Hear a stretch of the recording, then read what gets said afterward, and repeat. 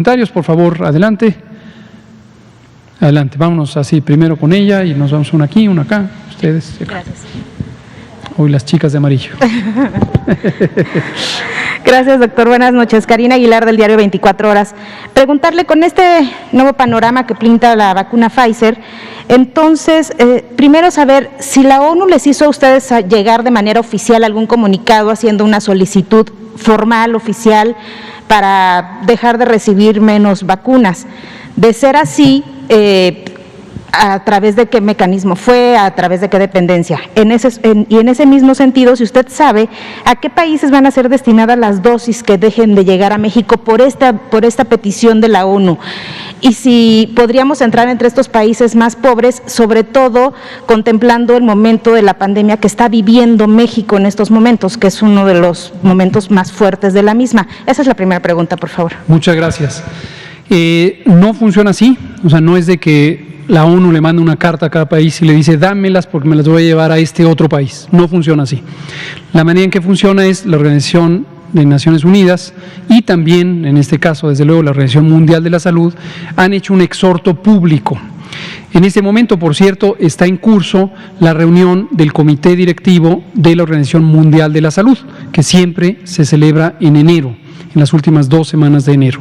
Y ahí precisamente también se dirimen este tipo de temas y se hacen estos exhortos a los Estados miembros a que faciliten, a través de no tener una exigencia extrema o hacer un pronunciamiento de disposición, que se puedan organizar convenientemente los mecanismos de colaboración. COVAX es el mecanismo de colaboración al que todos los Estados miembros podemos acudir. No todos los Estados miembros de la Organización Mundial de la Salud se inscribieron, México sí lo hizo, y esto lo que permite es dar por conocimiento la buena disposición de México y muchos otros países a que se haga este mecanismo facilitado para que COVAX tenga la manera de arrancar y distribuir a quienes le han solicitado vacunas. El esquema que nos planteó, ¿no se va a cumplir la meta de vacunar a todo el personal de salud con segundas dosis al 31 de enero? Es posible que se logre, de todos modos, no hay… Pero dan las cifras, porque mañana llegan 200,000 y van apenas… con segunda dosis, dice usted. No, justo es por eso lo que decía, es muy importante considerar el tema del diferimiento de las dosis. Ya sabíamos, porque esto fue anunciado mucho antes, desde el año pasado, este planteamiento de que se podía diferir hasta 28 días. Con solo ganar esos 28 días, en vez de tener los 21 días, ya tenemos un número sustancial de los miembros del personal que pueden no tocarles en el día 21, sino en el día 28.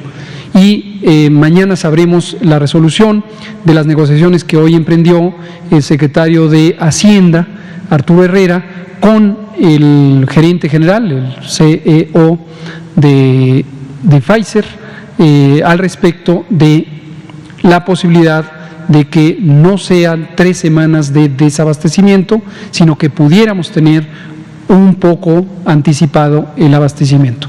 Esto lo pidió el presidente López Obrador durante el fin de semana y el interlocutor designado fue el secretario de Hacienda, Arturo Herrera.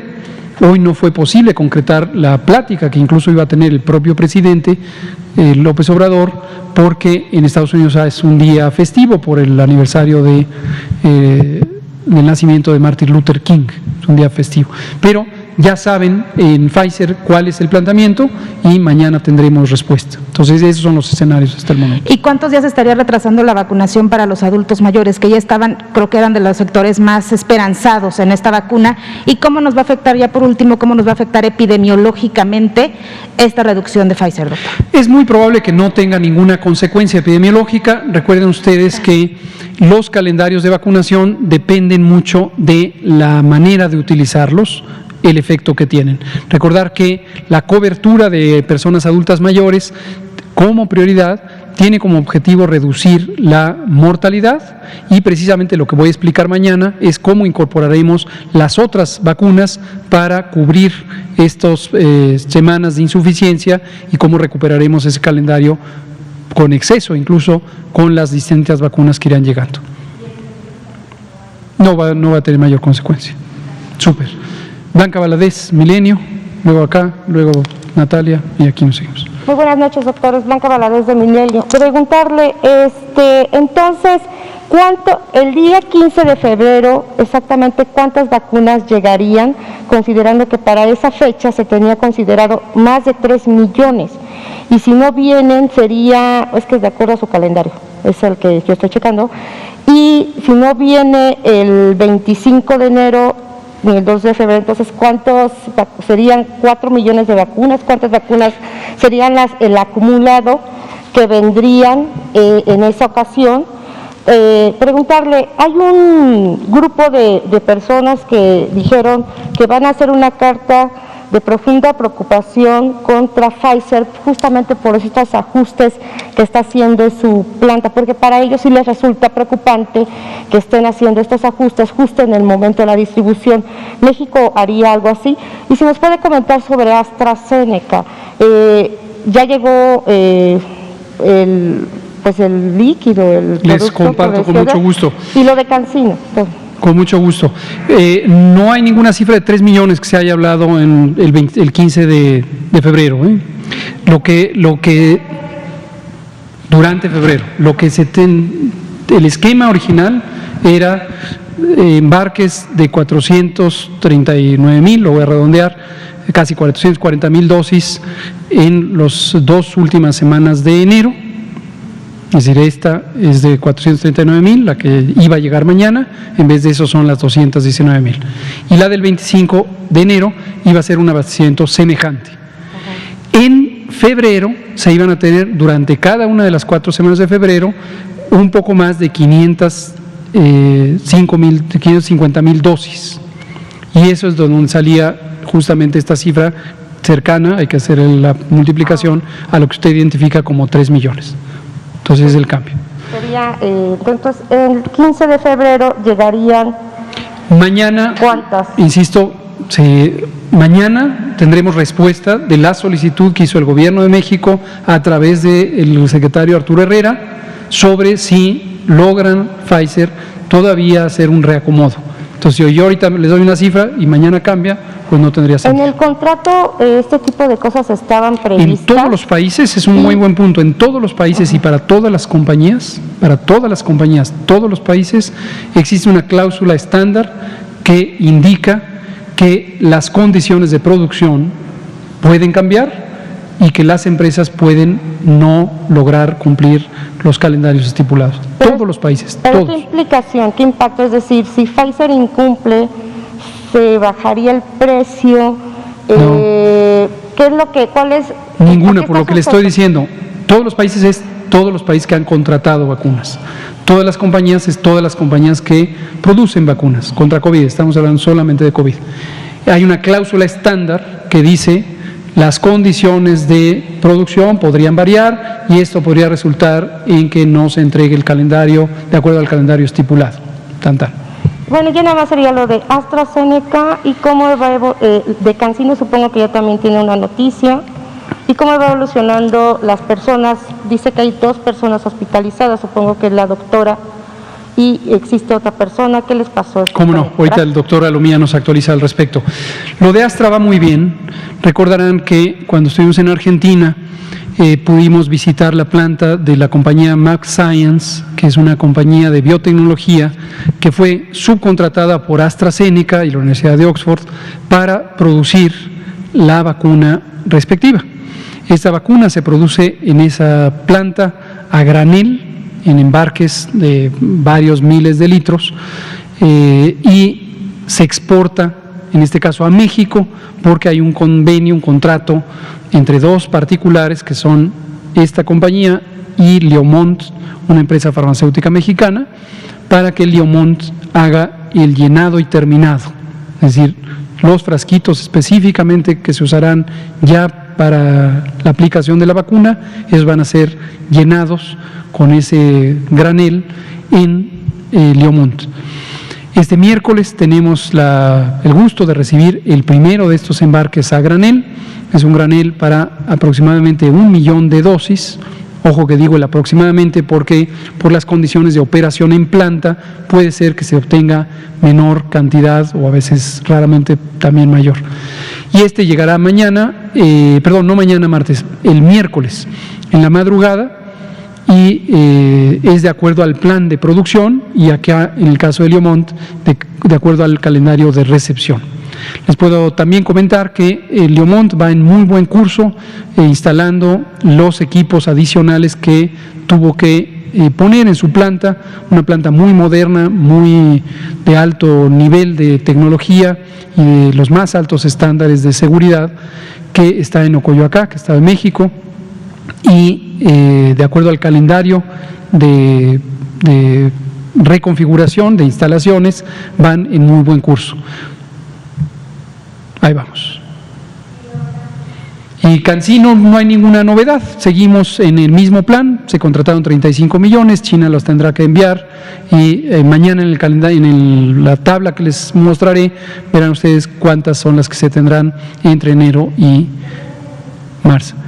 Todavía no. Cancino todavía no tiene autorización de uso de emergencia porque falta completar el expediente por parte de Cancino. Se espera que este viernes 22 de enero presenten la información del ensayo clínico fase 3, que es uno de los pendientes, hay otros, pero es el principal del expediente. Muchas gracias. De los eventos secundarios. Y ahorita seguimos con Juan.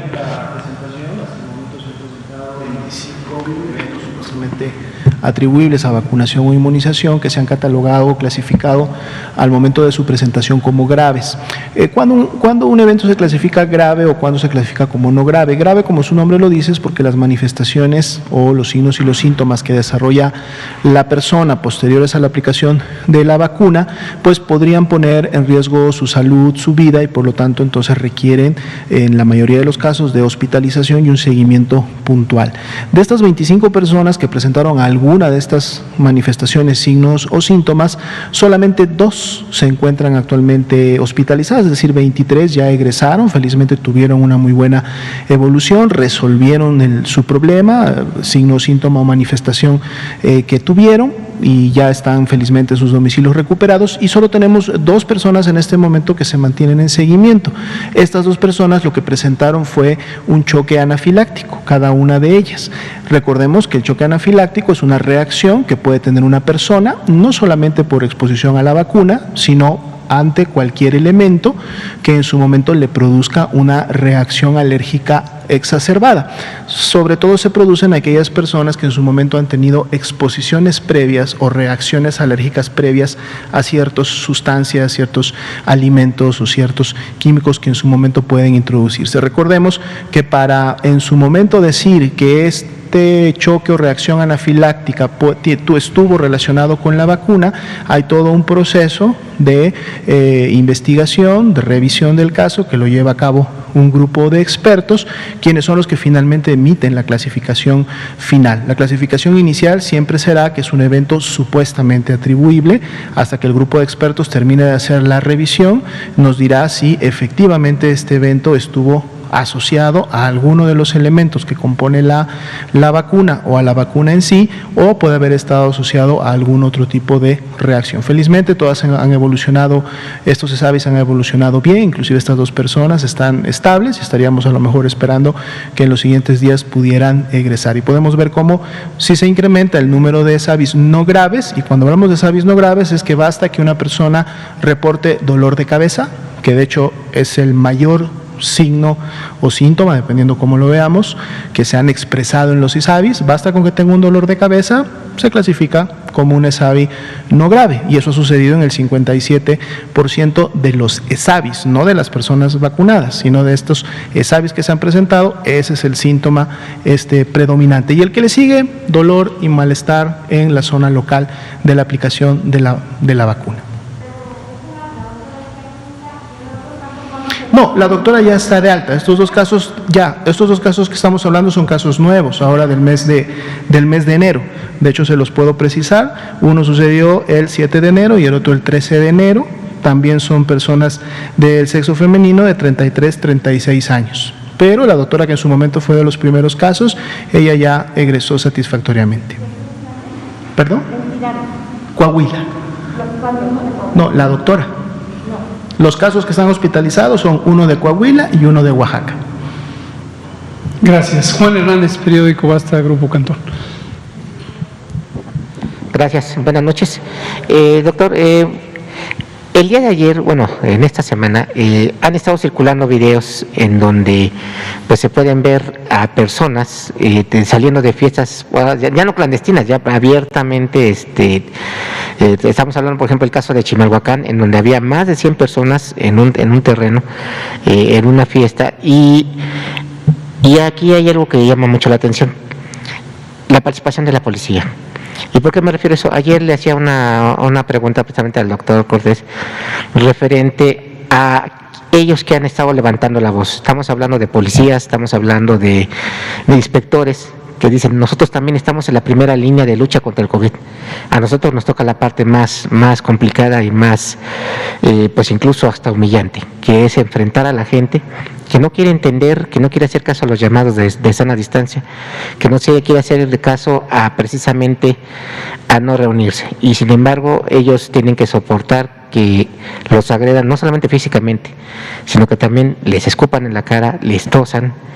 Y son muchos testimonios de hombres y mujeres que tienen que enfrentar precisamente esta serie de situaciones. Y ellos dicen, ¿cuándo vamos a ser nosotros contemplados precisamente para esta vacunación? También nosotros estamos en la primera línea, también nosotros estamos en riesgo y peor aún, también podemos nosotros ser portadores del COVID sin que nosotros nos lo propongamos. Esa es la pregunta, ¿cuándo se van a poder contemplar estas personas? Porque también ya han estado brincando, por ejemplo, paramédicos, también de consultorios particulares, también en este caso de los que están anexos a las farmacias, que dicen, nosotros también vemos a mucha gente con COVID, a pacientes, no sé si nos han también contemplado a nosotros también para esta vacunación. O sea, realmente es una esfera que se empieza a ampliar y bueno, de alguna manera ver cuándo se puede tocar estos puntos que realmente son importantes. Gracias, Juan. Queda claro el punto. La idea es, existen múltiples ocupaciones en las que las personas podrían estar en riesgo de exposición al virus SARS-CoV-2. No hay duda alguna, no hay duda alguna. En muchísimas ocupaciones hay una razón por la que las personas, dada su ocupación, pudieran tener el evento de exposición al virus SARS-CoV-2. Lo que usted nos relata es el caso de policías, las personas mensajeras también han comentado esta perspectiva, evidentemente los transportistas de transporte público, hay muchas profesiones que implican un contacto con la población y en la medida que en la población circula el virus SARS-CoV-2 pueden tener exposición. En estos casos les tocará, tenemos que tener claro, a todo mundo le va a tocar la oportunidad de ser vacunado. En el plan, como lo hemos comentado desde el 8 de diciembre y lo hemos repetido todos los días, se señala explícitamente al personal de salud de primer contacto, de primera línea en las unidades COVID y como lo comentamos también ya, hay 3 compartimentos, es el personal de hospitalización COVID, es el personal de primer nivel de atención COVID y es el personal de la atención prehospitalaria COVID. Estos son las ambulancias, los centros reguladores de urgencias médicas, etcétera. De cualquier manera, todas las demás personas serán consideradas, pero no se ha establecido un calendario específico por ocupación. Son muchísimas, son un conjunto de miles de ocupaciones y en una u otra existe alguna experiencia que ilustra que se pueden contagiar del virus SARS-CoV-2. Todos y todas, ustedes mismos como reporteras y reporteros podrían comentar, ustedes están en una actividad que les puede exponer a tener la exposición, sí, también. Pero estas esencialmente están hablando de policías que no precisamente paramédicos que están viendo. Paramédicos es lo que le digo, es la atención prehospitalaria. Policías es un grupo profesional amplio, muy amplio, y hay policía federal, hay policía estatal, hay policía local, hay distintos cuerpos de seguridad no clasificados como policía, existe la policía bancaria, industrial, etcétera. Entonces, son los distintos cuerpos de seguridad públicos y privados, tienen una exposición por la naturaleza de su trabajo, con personas que podrían ser portadoras del virus SARS-CoV-2, sí, definitivamente, al igual que múltiples otras ocupaciones. Entonces, no está considerado en el plan individualizado por ocupación, pero todos y todas serán sujetos de vacunación contra el COVID. Muchas gracias. Ahora de este lado, Natalia Vitela. Nos quedan 9 minutos. Gracias, doctor. Buenas noches. Le quiero preguntar sobre la vacuna de AstraZeneca. ¿Este 1.000.000 de dosis serían para México solamente o para América Latina también? Y hoy llegó la sustancia, entiendo, y habla usted el miércoles a las 4 de la mañana. ¿Cómo cuándo creen o ya tienen estimación de que estarían envasadas ya para poder... A finales de marzo. Gracias por las preguntas, para conocimiento de todos. Estas 1.000.000 de dosis son para las distintas operaciones de la propia establecimiento de la planta, no necesariamente están predestinados o preetiquetados a alguna parte del abastecimiento. En general, la producción de Liomont, que es el convenio que hizo con Astra, incluye el abastecimiento de la compra en México, que es para un total de 77.4 millones de dosis, en conjunto durante todo el contrato, y para América Latina se han considerado 200 millones de dosis que serán producidas en la planta de Liomont. Distintos países, desconozco cuáles, en América Latina.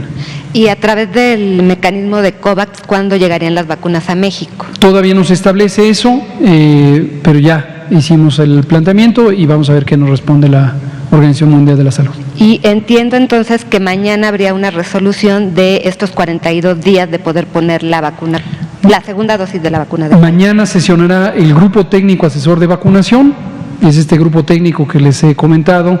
Yo que mañana me voy a acordar de traer la lista de quienes lo integran para que todo el mundo lo conozca. En el grupo lo preside la doctora Celia Alpuche Aranda, directora del Centro de Investigación sobre Enfermedades Infecciosas del Instituto Nacional de Salud Pública, y participan distintas personas muy destacadas. Hemos comentado el caso del doctor Cravioto, quien es el presidente del grupo asesor de la OMS, y también el caso del doctor José Ignacio Santos, quien además de ser el creador del programa de vacunación en México y actualmente nuestro secretario del Consejo de Salubridad General, ha sido miembro del grupo asesor de la OMS y es todavía miembro del grupo técnico asesor de vacunación de la OPS. Y mañana sesionarán, ellas y ellos, todos los martes para tratar los distintos temas de actualidad, y mañana, entre los distintos temas, está este asunto de si se puede o no soportar en la evidencia científica el diferimiento hasta 42 días. Emitirán una recomendación al Gobierno de México y cuando la emitan lo comentaremos. Doctor, y ya por último, si ya tienen pensado quién va a llegar al CENCIA. A CENCIA en reemplazo de la doctora Veras. No, todavía no, es muy pronto, pero aprovecho para comentar. Su periódico le dio una gran notoriedad, el periódico Reforma, puso ahí descabezan el programa de vacunación. No es un descabezamiento, nuestra doctora Miriam Veras Godoy es una amiga y colega muy querida, muy querida. Yo tuve el gusto de invitarla a participar como directora de CENCIA desde antes que empezara el periodo de gobierno, cuando estábamos en el grupo de transición. En su momento formulé la propuesta al doctor Alcocer, la entrevistó, le pareció una excelente candidata. La doctora Veras tiene una gran experiencia en el tema de vacunación. Cuando el doctor Santos estableció el programa de vacunación, ella empezó a trabajar en el programa y fue su directora, luego directora en Hidalgo, que es su estado natal. Ella ha sido jefa del programa de vacunación en múltiples ocasiones. También fue en algún momento directora de políticas y estrategia de salud en el estado de Hidalgo, la segunda al mando después de la subsecretaria de Salud Pública, y es una colega muy querida. Por razones personales, como ella misma lo hizo de conocimiento, prefirió en este momento ya no continuar, pero tiene siempre, se lo hemos dicho, las puertas abiertas para colaborar con nosotros en donde ella estime que puede ser compatible con sus aspectos de vida. Entonces aprovecho para comentarle, si usted me hace favor de llevarle el mensaje a su editor, el editor de Reforma, que no hay ninguna intención de descabezar a ningún programa, ni este ni ningún otro. Lástima que por razones personales la doctora tuvo que apartarse en este momento de su encargo. Obviamente quedará al frente de Sencilla de manera inmediata los siguientes niveles de mando, direcciones de área, y el doctor Alcocer estará analizando propuestas para ver quién queda al frente de Sencilla. Y por su parte el operativo, como lo explicó el doctor Ricardo Cortés el domingo, el operativo Correcaminos no es un operativo propiamente del programa de vacunación universal. Esto lo explicamos también a los secretarias y secretarios de salud en la más reciente sesión del Consejo Nacional de Salud, y también lo comentamos con los gobernadores y la gobernadora de Sonora y los representantes de la jefa de gobierno en la reunión que les comenté tuvimos el viernes pasado. No es un operativo propio del programa de vacunación universal porque no es vacunación rutinaria. La vacuna COVID no ha sido incorporada al programa de vacunación universal por múltiples razones técnicas, entre las que se incluye el hecho de que no tenemos un abastecimiento estable en el mundo entero, No hay un abastecimiento estable. ¿Por qué razón? Porque las vacunas se están fabricando a un ritmo que es menor a la necesidad. La necesidad todo el mundo, y las vacunas desde luego no se pueden fabricar de un momento a otro. Por cierto, ahí aprovecho para recordarle a todos los que insisten en que la vacunación debería ser más rápida, pues todos quisiéramos que la vacunación se resolviera en 24 horas, por ejemplo. Esto no es posible, no es factible. ¿Cuál es el factor limitante? Que las vacunas no se han fabricado. Se estarán fabricando y cuando se fabriquen entrarán a nuestro país y a otros países y serán aplicadas. La buena noticia es el operativo Correcaminos. Es un operativo del Gobierno de México en su conjunto, participan múltiples instituciones, la Secretaría de Defensa, la Secretaría de Marina, la Secretaría de Relaciones Exteriores, la Secretaría de Hacienda, la Secretaría de Bienestar, la Secretaría de Educación Pública, el CONACYT, múltiples instituciones, por supuesto incluidas las de salud. Por lo tanto, el programa es muy estable, es muy robusto, y aunque lamentamos mucho que la doctora Veras haya presentado unilateralmente su renuncia, pues el programa continúa sin ninguna merma, ¿no?